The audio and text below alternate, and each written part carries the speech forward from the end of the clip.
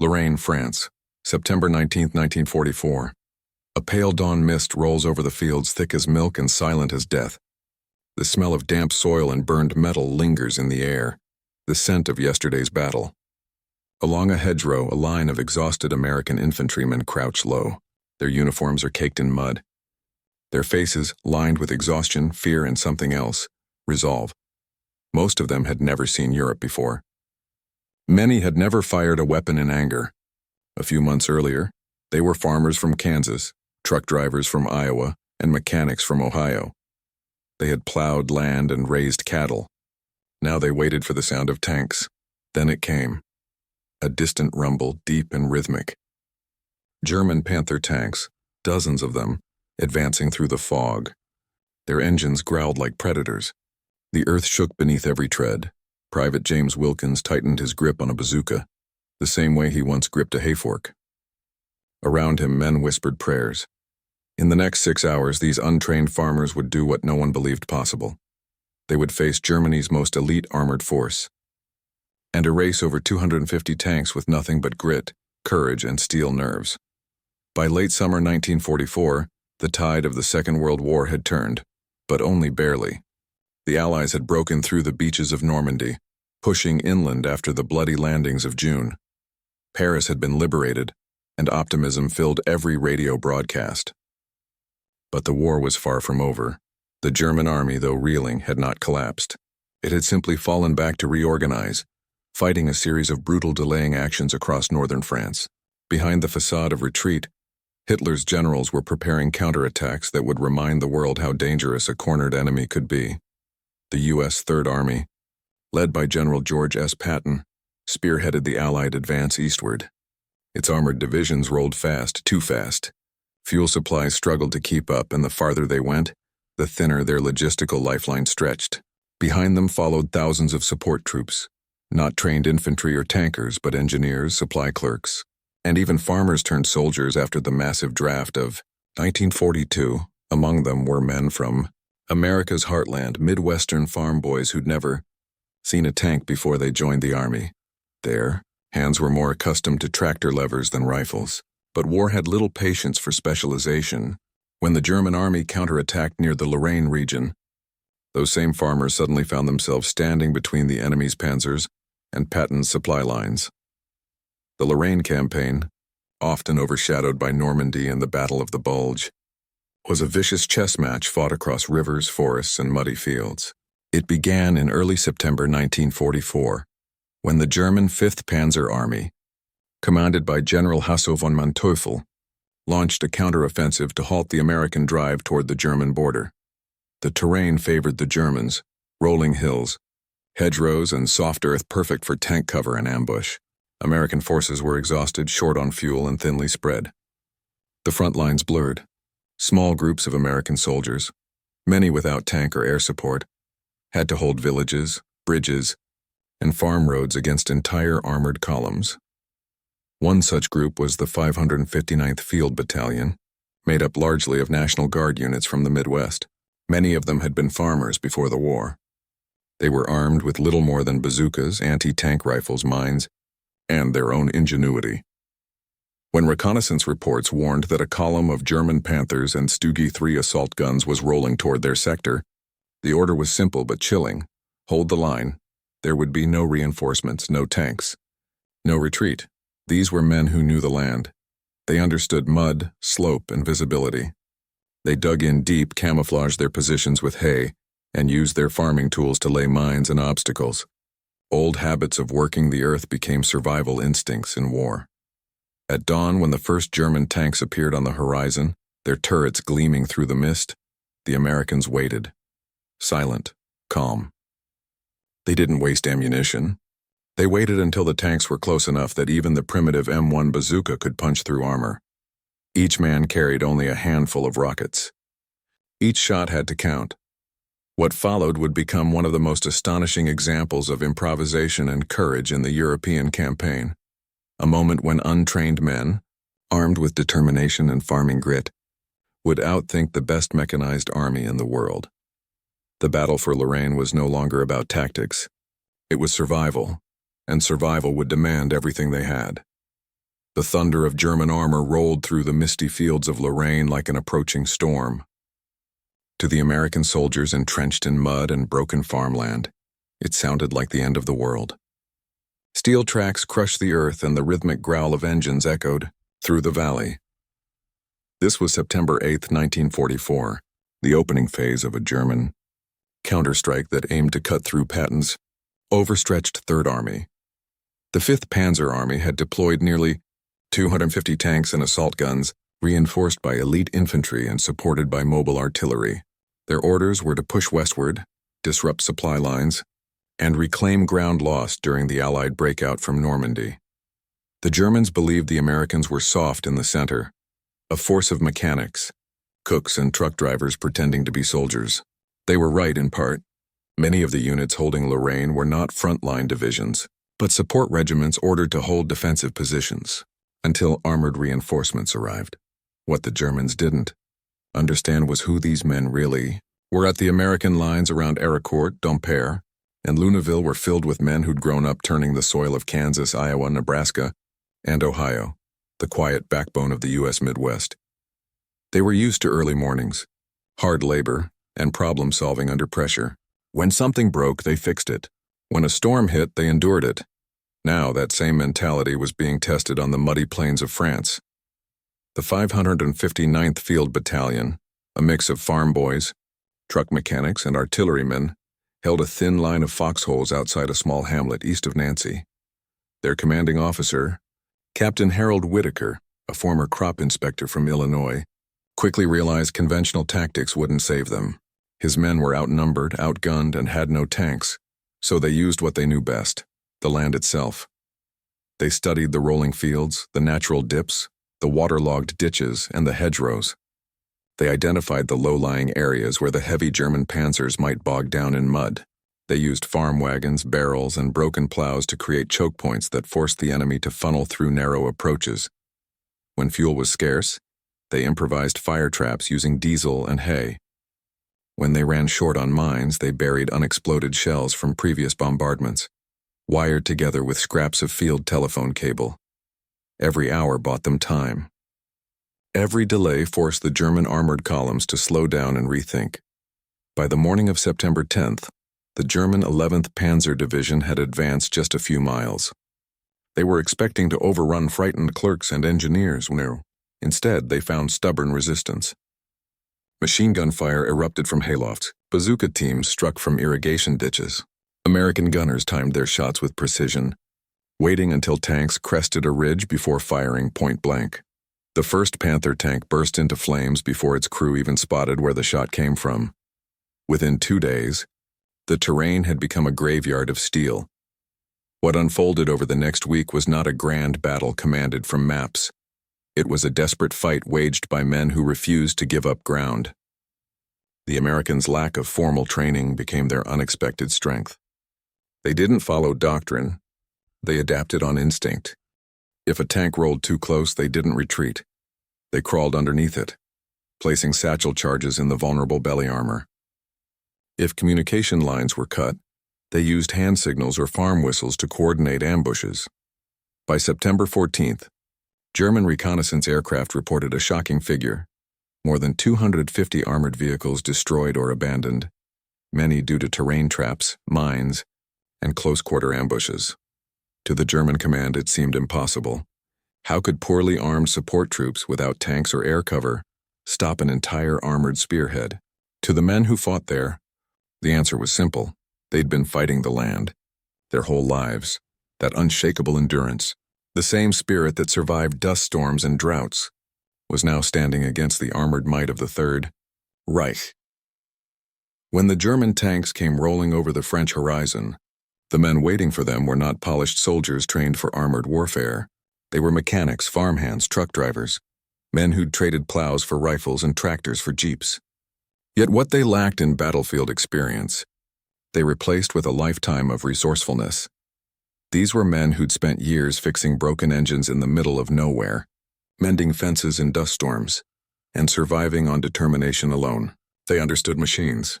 They respected the earth, and they knew the power of teamwork when survival depended on it. When the 559th Field Battalion set up its defense around the farmlands of Lorraine, it wasn't just fighting for territory, it was fighting instinctively, the same way a farmer defends his land against drought or pestilence. Accounts from survivors describe men who used their farming intuition to predict German movement. They watched the land, where the ground dipped, where tractors once got stuck after heavy rain. They could feel where a tank would bog down before it happened. In many cases, they acted without direct orders, forming impromptu squads that worked like families, small groups covering each other, shouting across fields, passing ammunition down lines like sacks of grain during harvest. It wasn't about heroism, it was about doing what needed to be done, exactly as they'd always done back home. By the end of the first week, this human spirit had turned desperation into defiance.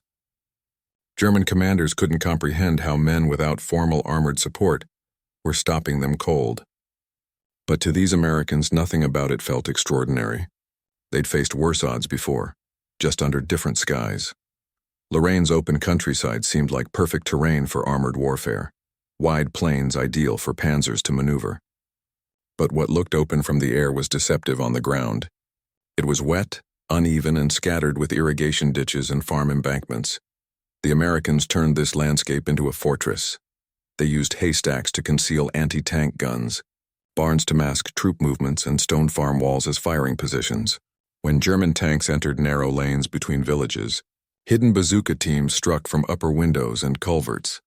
The Germans had relied on speed, coordination, and momentum, the same blitzkrieg tactics that had crushed Europe in 1940. But here, every advantage dissolved. Visibility was poor, tanks slipped in the mud, command vehicles lost contact with their units. In contrast, the Americans thrived in this confusion. Their defensive lines were fluid, never fixed.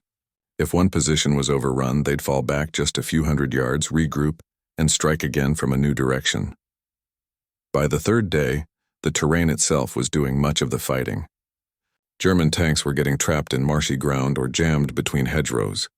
Abandoned Panthers and Stooges dotted the fields like monuments to overconfidence, the land familiar to farmers and foreign to invaders and had turned against the Germans. The German tanks were marvels of engineering, Panthers, Tigers, and Stooge 3 assault guns.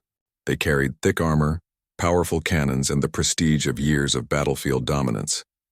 The Americans, on the other hand, had M1 bazookas, 57mm anti-tank guns, and improvised explosives.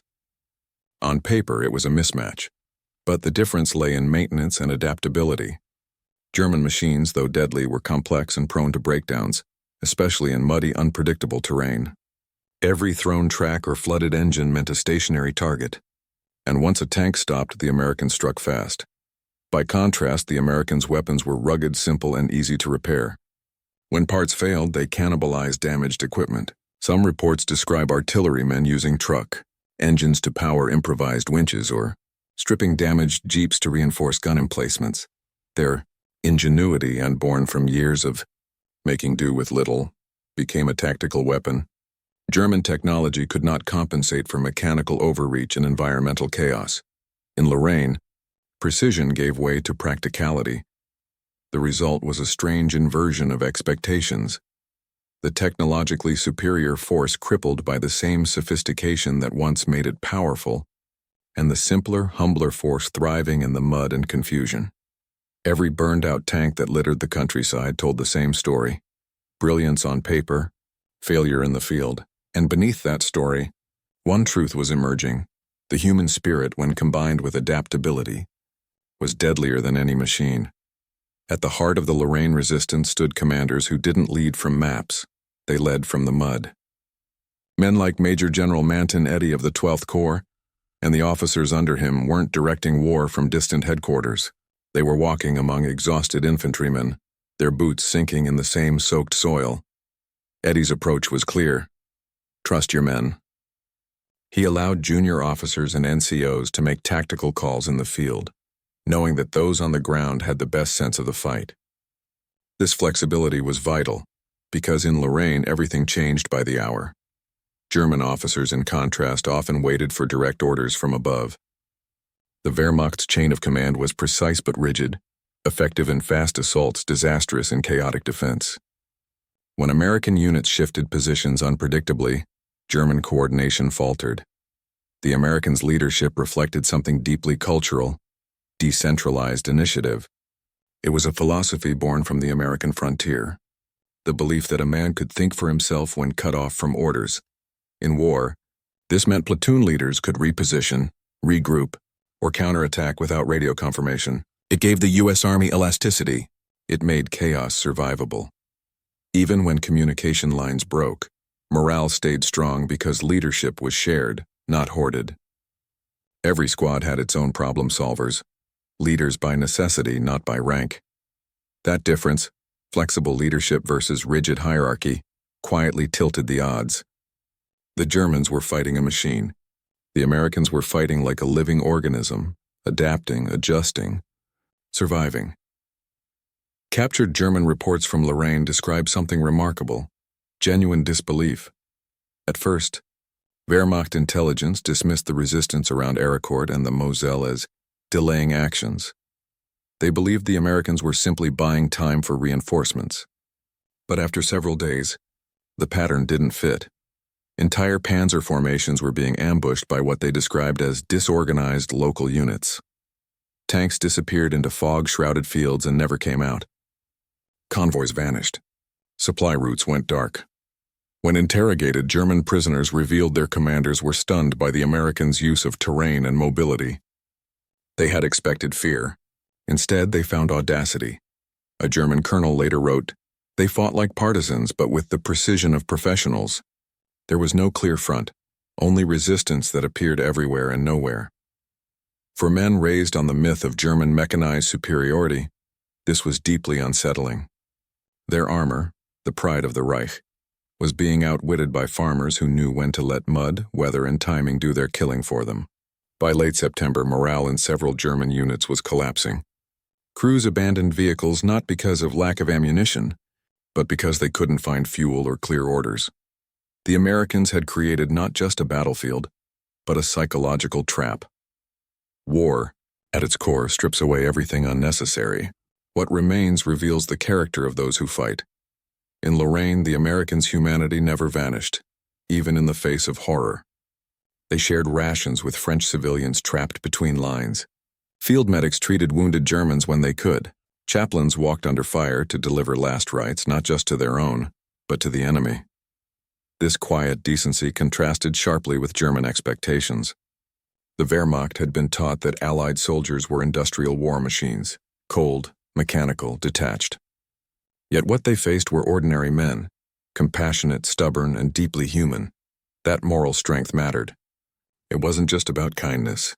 It was psychological endurance. It was what kept exhausted men from breaking when their supplies ran low, when their friends fell beside them, when orders became unclear. They weren't fighting because of ideology. They were fighting because of each other, and that bond, unforged in the same soil that had once grown their crops, made them indestructible in spirit. By the time October came, this human, tactical, and moral resilience had turned the tide of battle. The Germans, once confident of a swift victory, found themselves retreating across the same muddy fields they had mocked just weeks earlier. But the story wasn't over. The next phase would turn Lorraine from a defensive miracle into a legendary turning point, the moment when American grit didn't just survive, but crushed German armor entirely. It began with mist. Lorraine's rolling hills, blanketed in thick September fog, hid everything: tanks, infantry, even sound itself. Engines growled somewhere in the white void, their rumble echoing across the fields like ghosts. The Americans couldn't see 20 meters ahead. Neither could the Germans. At 600 hours, the first shells fell. Panzer IVs and Panthers from the 111th and 113th Panzer Brigades moved cautiously through the haze, their silhouettes emerging like iron monsters from another world. Their goal was simple: smash through the thin American line, seize Arracourt, and reclaim the strategic initiative in eastern France. But what they didn't know was that they were walking into a perfect trap. Major General John S. Wood's 4th Armored Division, tired, undersupplied but alert, had dug in with uncanny precision. They didn't have superior numbers or even clear intelligence. What they had was intuition. American tank crews, mostly men in their 20s from farms and small towns, had learned the rhythm of German attacks. They could hear a Panzer's engine before they saw it, recognize its model by tone alone. As German armor pushed forward blindly, the Americans waited, hull down, engines off, guns aimed at the fog. Then came the first kill. A 75mm shell from an M4 Sherman tore through the mist, striking a Panther square in the side. Flames burst out, illuminating the white fog with an orange glow. Within minutes, the field erupted into chaos. The Americans were outgunned. Their Shermans couldn't match the Panther's long 75mm cannon in a straight fight. But this wasn't a fair fight, and it wasn't meant to be. They moved like ghosts. Hit once, relocate, hit again. They used the fog, the hills, the barns, even the smoke of their burning comrades as cover. German tanks, advancing without reconnaissance, rolled into hidden kill zones mapped out by American field officers using nothing but instinct and topographic memory. In one sector near the village of Leasy, Staff Sergeant Lafayette Poole, a tank commander with the 37th Tank Battalion, led his Sherman in the mood into the thickest part of the fight. Poole was a farmer's son from Texas, a man who could judge distance by eye and wind direction by the feel on his skin. By that morning's end, his crew had destroyed over a dozen German vehicles. His gunner, Willis Euler, later recalled, "It wasn't courage. It was focus. We just did what had to be done. You couldn't think about fear when your sights were on a Panther." Everywhere, similar stories unfolded. Farmers turned tankers, clerks turned gunners, teachers turned mechanics, all fighting not like professionals, but like survivors defending their land. They used artillery like a scalpel. Spotters in church towers radioed precise coordinates. Mortars fired short, cutting off German retreat paths. By noon, the fog began to lift, revealing a field littered with burning steel. Dozens of German tanks lay wrecked, their crews surrendering or fleeing on foot. The Americans didn't cheer. They didn't have time. Another wave was already forming. The German High Command couldn't believe the reports. Brigadier General Hyacinth von Strachwitz, one of their most respected armor tacticians, had assured Berlin that the American lines in Lorraine were weak, their armor inferior. But what he didn't account for was experience. American tankers had fought across North Africa and Normandy. They knew how to lose and how to learn. The Germans, on the other hand, were fielding new, Green Panzer brigades, many with barely trained crews and limited coordination. When the second German wave rolled forward, they were met by not just tanks but artillery storms. From beyond the villages of Bézange and Réchicourt, American 105-meter howitzers unleashed a curtain of fire, rain mixed with shrapnel. Shells hit wet ground, sending mud and steel flying together. The Germans pressed on, and until they realized their radios were jammed, their command vehicles destroyed, and their flanks collapsing under American counterattacks. The fog that had once been their shield had become their coffin. As darkness fell over Lorraine, the scene was apocalyptic. Dozens of burning Panthers lit the valley like pyres. Wounded men called out through the smoke. American medics moved between wrecks, treating friend and foe alike.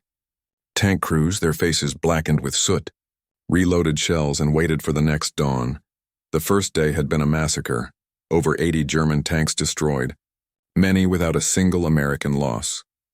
German officers, dazed and disbelieving, sent desperate radio messages back to headquarters. The Americans do not fight like an army. They fight like hunters. That was the turning point. The moment when the myth of German invincibility cracked, and the world saw the strength of ordinary men fighting for each other, not for empire. And as night deepened, thunder rolled again in the east. The Germans were regrouping, unaware that the next 48 hours would seal their fate completely. September 20th, 1944. The dawn broke with the same heavy mist clinging to Lorraine's lowlands. It was as if the land itself refused to let the sunlight in, holding its breath for what was about to come. At 0700 hours, the Germans launched their largest counterattack yet. Over 100 tanks from the Panzer Brigade 111, supported by infantry from the 553rd Volksgrenadier Division, rolled toward Arracourt in a desperate attempt to punch through. The ground shook under the weight of steel. Engines roared. And yet the Americans stayed silent. From concealed hull-down positions, Sherman crews watched their scopes, motionless, calm, patient. These weren't green recruits anymore. They were veterans who had seen what panic cost. Major Creighton Abrams, commanding the 37th Tank Battalion, stood atop a command jeep, binoculars in hand. He had grown up in small-town Massachusetts, but here, amidst the burning plains of Lorraine, he became the embodiment of American armor warfare, daring, precise, unbreakable. He didn't order blind courage. He ordered discipline. Let them come close, he told his gunners over the radio. Make every shot count. When the Germans finally appeared through the lifting fog, the Americans struck with terrifying synchronization. Dozens of Shermans opened fire at once. Artillery spotters called in coordinates without hesitation. The valley erupted. In the chaos, German tanks tried to maneuver, but their tight formations and overconfidence doomed them. Panthers and Panzer IVs exposed their vulnerable sides as they turned, and American rounds found their mark with brutal efficiency. The smell of burning oil filled the air. The fog turned black. By midday, the battlefield had transformed into a nightmare of twisted metal. German commanders radioed in confusion. Communication lines were severed by artillery fire, and yet, the Americans pressed forward, using not brute strength, but adaptation. Tankers coordinated with infantry platoons and anti-tank units, creating kill zones that trapped the Germans from every direction. The terrain, once open farmland, became a deadly maze of wrecks and trenches. Private Harold Red Thomas, a farmhand from Nebraska, recalled later, "It felt like harvest time. But we weren't cutting wheat. We were cutting steel. This wasn't arrogance. It was grim survival. Men fought from burning tanks, firing until ammunition ran dry. Crews leapt out of destroyed Shermans only to man a nearby gun or relay coordinates by radio. The battlefield was no longer about machines. It was about endurance, grit, and the will to keep going when everything seemed impossible. By late afternoon, the Germans had lost their momentum. Their armored spearhead was fractured, their flanks collapsing under American counterfire. Colonel Bruce Clark's combat command seized the opportunity, launching a flanking move that encircled the remaining German tanks. It was a maneuver so swift and precise that even Patton himself later called it one of the finest armored counterblows of the war. By 1700 hours, the fields of Arracourt were littered with over 150 destroyed or abandoned German tanks. The Americans had lost fewer than 25. By the third day, the once proud 111th Panzer Brigade was no longer an effective fighting unit. Reports from German survivors described panic and disbelief. Their commanders had underestimated both the terrain and the enemy. They had expected a scattered defense, not a coordinated storm of firepower and precision.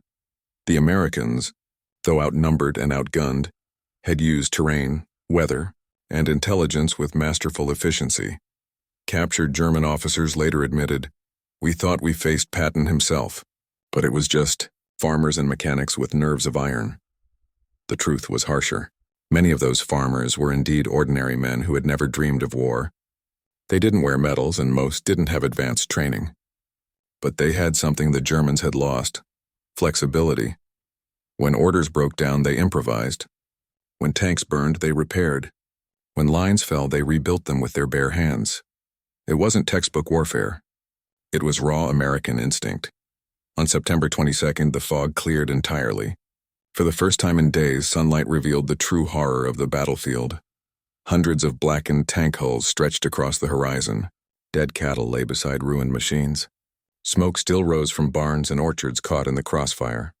American engineers moved among the wrecks, salvaging what they could: spare tracks, radios, even captured weapons. In the days that followed, Patton's Third Army advanced eastward unopposed. The German armored threat in Lorraine had been effectively destroyed. Between September 19th and 29, the Americans destroyed or disabled 281 German tanks while losing fewer than 35. It was one of the most lopsided armored victories of the entire war. When reports reached German high command, disbelief turned to fury. Commanders were reprimanded, entire brigades disbanded, and surviving officers reassigned. But the truth couldn't be erased. Their elite tanks had been crushed not by superior machines, but by ordinary American men who refused to yield. As dusk fell over the smoking ruins of Arracourt, a single Sherman rolled to a halt on a hill overlooking the valley. Its commander, soot-covered and silent, watched the horizon flicker with the last fires of battle. He didn't smile. He didn't celebrate. He simply looked east and toward Germany and whispered, "That's for everyone who never made it home." The Battle of Arracourt was over, but its echoes would travel far beyond Lorraine, shaping how both armies would fight for the rest of the war. When the guns finally fell silent over Lorraine, the land seemed almost unrecognizable. What had once been a stretch of French farmland, golden fields, scattered villages, narrow country lanes, was now a graveyard of machines. Twisted hulks of German Panthers lay half buried in the mud. Sherman tanks stood immobilized, their hulls blackened, tracks mangled. Smoke drifted across the valley like a ghost that refused to leave. American engineers began clearing the wreckage. Bulldozers pushed burnt-out metal into ditches. Medical units combed through the debris, searching for any sign of life, often finding none. But amidst the destruction, something remarkable had been achieved. The Battle of Arracourt had ended with an outcome few thought possible. The German counterattack, designed to cripple Patton's advance and re-establish control of eastern France, had not only failed but collapsed completely. Out of the nearly 250 German tanks sent into the battle, only a handful made it back across the Moselle River. American losses were light by comparison, just over 25 tanks and fewer than 500 men. It was a stunning imbalance, a victory not born of superior machines, but of superior minds and relentless will. When the initial reports reached the headquarters of the U.S. Third Army, General George S. Patton read them in silence for days. His forces had fought without his direct involvement, improvising under constant pressure, yet they had done exactly what he demanded of every soldier: adapt, strike, and never stop moving forward. Patton's diary entry for that week was simple, but telling. The 4th Armored did magnificently. At the same time, the German High Command was thrown into turmoil. General Hermann Balck, commander of Army Group G, had believed his new panzer brigades would reverse Germany's fortunes in France. But after Lorraine, that illusion shattered. Reports from surviving German officers were brutal in their honesty. Poor reconnaissance, overconfidence in armor, inexperience of tank crews, total failure to adapt to Allied air and artillery coordination. The German war machine, once feared as unstoppable, had finally met a wall built not of steel but of resilience. The panzer brigades, conceived in desperation during the summer of 1944, had been destroyed almost as quickly as they were formed. Within weeks, many of these units were disbanded entirely. For the Germans, Arracourt wasn't just a lost battle. It was proof that the Reich no longer possessed the strategic edge it once wielded. For the men of the 4th Armored Division, the victory brought not triumphalism but quiet pride. They had been tested under impossible conditions: fog, limited visibility, and relentless enemy pressure. They had fought without air support for much of the engagement, relying purely on coordination between tankers, artillerymen, and infantry. And yet, they held. Letters home began to reflect the change in confidence. One tank commander wrote, "We don't fear their tanks anymore. We know how they move, how they think. They're still deadly, but they can bleed." This was more than morale. It was psychological transformation. American tank crews, often criticized early in the war for being underarmed and underarmored, had now proven their worth through skill and cohesion. The myth of German invincibility, the idea that every Tiger or Panther was an unstoppable monster, had been broken in the mud of Lorraine, and this mattered far beyond the battlefield. Because at that moment, the balance of armored warfare in Europe had shifted, not through a new weapon, but through human mastery of the old. Still, victory came at a human cost. Dozens of American tankers never made it back. Many were buried where they fell, near the very tanks they had fought from. The battlefield was later dotted with makeshift wooden crosses, painted white, fluttering gently in the autumn wind. French civilians returned slowly, walking through the wreckage of their farms. Some wept quietly at the sight of what their land had become, but others, seeing American soldiers clearing rubble and sharing food, realized that liberation, though painful, was finally real. In one village, A farmer was seen helping U.S. engineers pull a wrecked Sherman from a ditch. When asked why, he simply replied, "They fought for us. The least we can do is give them back their land." The battle was over, but the lessons were only beginning to unfold, in the minds of commanders, in the halls of strategy, and in the industrial hearts of nations preparing for the next stage of the war. The aftermath of the Battle of Arracourt reached far beyond the battered fields of Lorraine. At first glance, it was just one of many engagements fought across France in the late summer of 1944. But to those studying it, the lessons were profound. When reports filtered through to Chef, Supreme Headquarters Allied Expeditionary Force, analysts noted that American armored units had defeated numerically superior German formations, not through heavier tanks, but through flexible tactics, communication, and initiative at the platoon level. This was precisely what General Omar Bradley and Patton had envisioned: warfare led by intelligent aggression. The ability of a tank commander to decide, maneuver, and strike without waiting for higher orders became the key to modern mechanized warfare. It was a quiet revolution in doctrine, and ironically, it came from men who, only months before, had been plowing fields and fixing tractors back home.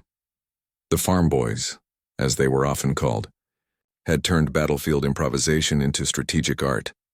They used terrain like farmers use soil, shaping it, reading it, mastering it. That flexibility stunned even their own officers. For the Germans, the defeat at Arracourt carried a psychological wound as deep as any loss in Normandy. The newly formed Panzer brigades had been a last-ditch effort to rebuild mobile warfare after the disasters of Falaise and the retreat from Paris. They were meant to be elite, fast mechanized, and fiercely independent. But in Lorraine, they proved fragile, uncoordinated, and often blind. German after-action reports described the scene with grim candor. Tanks lost in fog, commanders unable to locate their flanking units, supply columns ambushed by artillery. One surviving officer of the 111th Panzer Brigade later wrote, "We were not beaten by numbers. We were beaten by a system that could think faster than ours." By October 1944, most of those Panzer brigades were dissolved, their remnants folded into exhausted divisions already retreating toward the German border. It was the beginning of the end for Germany's armored dominance in the West. Though the battle began under the cover of heavy fog, once the skies cleared, American fighter bombers from the 9th Air Force descended on the retreating Germans with ruthless precision. P-47. Thunderbolts roared low over the fields, strafing convoys, blasting columns of fuel trucks, and turning already shattered panzer formations into smoldering wrecks. The once feared Luftwaffe was nowhere to be seen. Fuel shortages, lack of pilots, and overwhelming Allied air superiority had grounded it into near irrelevance. This meant the Germans could no longer fight freely by day. Every armored movement risked instant detection and annihilation. The myth of the unstoppable Panzer offensive, the spearhead of Blitzkrieg, had died in the same kind of countryside where it had once been born. The legacy of Arracourt would stretch into the post-war decades. American and British analysts later studied the engagement as a model of decentralized command and adaptive defense. It wasn't just about tanks. It was about thinking inside them. The Sherman, though outgunned on paper by the Panther, had proven its value through reliability and coordination. Its crews learned to strike fast, flank intelligently, and communicate relentlessly. The Germans had the better machines. The Americans had the better system. And in modern warfare, the system wins. The outcome of Arracourt reinforced this truth. Success in armored combat was not a matter of who had thicker armor, but who could outthink and outmaneuver the enemy under pressure. Despite its significance, the Battle of Arracourt rarely appeared in post-war headlines or films. It lacked the cinematic beaches of Normandy or the heroics of Bastogne. But to military historians, it represented one of the most complete tactical victories of the U.S. Army in Europe. The men who fought there, farmers, mechanics, and small-town kids from Iowa, Kansas, and Ohio, returned home quietly. Many never spoke about what they'd done or how they'd done it. Their victory wasn't forged in glory, but in mud, confusion, and courage under impossible odds. They were proof that America's strength in war did not lie in its machines alone, but in the ordinary men who could master them under extraordinary pressure. But The time Patton's Third Army crossed into Germany that winter, the lessons of Lorraine had already been absorbed into every armored column. Arracourt had shown what determination, training, and adaptability could achieve, even against the mightiest armor the enemy could field. The guns had fallen silent there, but the echoes of that battle would guide the shape of armored warfare for generations. When historians look back at World War II, they often speak of grand strategy, of Eisenhower's planning, of Patton's daring, or of the colossal movements of armies across Europe. But the story of Arracourt, and of the American farmers who crushed an armored onslaught, reminds us that history is often turned by hands calloused long before the war began. These men were not born soldiers. They were mechanics, laborers, field hands, people who grew up solving problems with what they had, not with what they wished for. On the battlefield, that instinct became a weapon as sharp as any tank gun. The Germans entered the fight believing war was won through engineering perfection, thicker armor, longer barrels, faster turrets. But what they met in Lorraine was a different kind of strength, a fusion of simplicity, improvisation, and human will. The American Sherman, mocked by many for its thin armor and limited gun, became a symbol of how coordination beats design. Its radios kept tank commanders in sync, its reliability kept them moving, and its crews, young, unshakable, and endlessly inventive, turned it into something far greater than the sum of its parts. Arracourt was not just a victory of one side over another. It was a triumph of adaptability over arrogance, of human resourcefulness over rigid doctrine, and perhaps that is why it matters so deeply. Because every generation in every field faces its own version of a stronger opponent, and wins not through raw strength, but through clarity, courage, and creativity. The farmers of America didn't just destroy tanks. They disproved an entire philosophy of war. When the smoke lifted over Lorraine, and the broken panzers smoldered under a gray European sky, one truth had emerged, that in the heart of modern warfare, the mind of a determined man still outweighed the metal of any machine. Subscribe for more true stories that remind us of what it means to be human, even in the darkest of times.